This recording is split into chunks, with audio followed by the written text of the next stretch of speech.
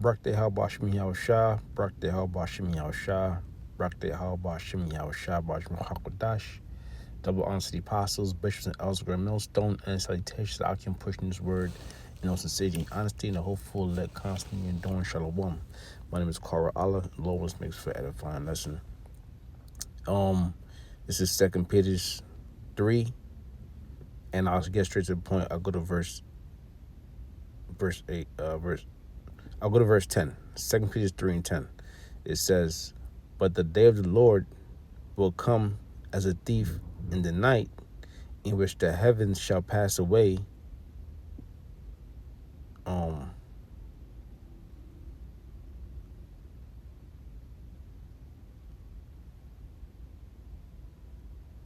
Slakia. It says 2 Peter 3 and 10. It says, "But the day of the Lord will come as a thief in the night, in which the heavens shall pass away with a great noise, and the elements shall melt with fervent heat." Let's check the tools real quick. This is the Blue Letter Bible. I'm going to the word heavens. Okay, let's see what it says.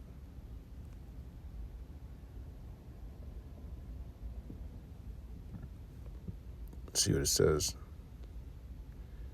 "The valued expanses of the sky with all things visible in it, the universe, the world, the area of heavens,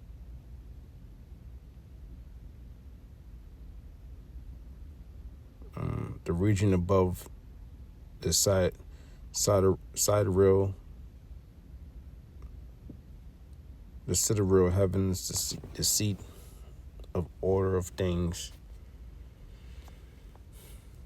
Okay. And let me check the NLT also.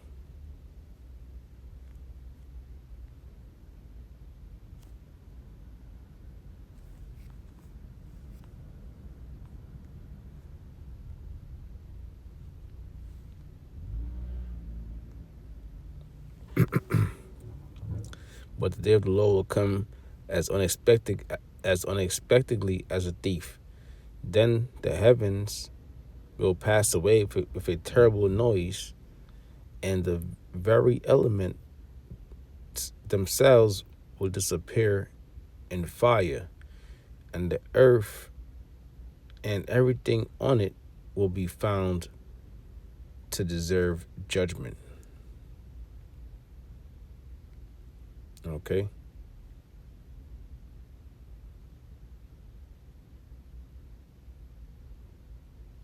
So when it says the heavens, what I'm looking for is a